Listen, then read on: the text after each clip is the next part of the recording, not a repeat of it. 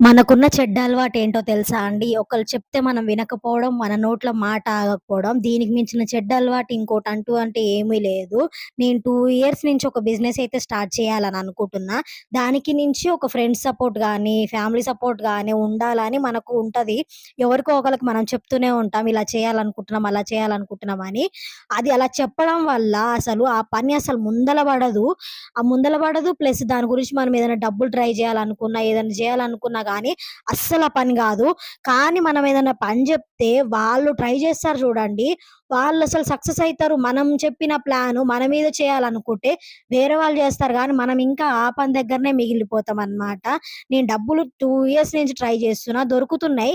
కానీ అది ఆ డబ్బులు నా చేతికొచ్చే టయానికి ఏదో ఒక ఇబ్బంది వల్ల, ఇంట్ల ఖర్చుల వల్ల, పిల్లలకు ఫీవరని, అదని, ఇదని ఏదో ఒక దాని వల్ల ఆ డబ్బులనేది ఖర్చయిపోతూనే నా యూట్యూబ్ ఛానెల్ గూడా అంతే అన్నమాట. నేను నా ఫ్రెండ్సు, నా ఫ్యామిలీ అని నేను ఎవరికైతే నేను ఛానెలు లింక్ పంపించి సబ్స్క్రైబ్ చేసుకోండి అని పంపినో, వాళ్ళు ఛానెల్ పెట్టుకొని సక్సెస్ అయినోళ్ళున్నారు.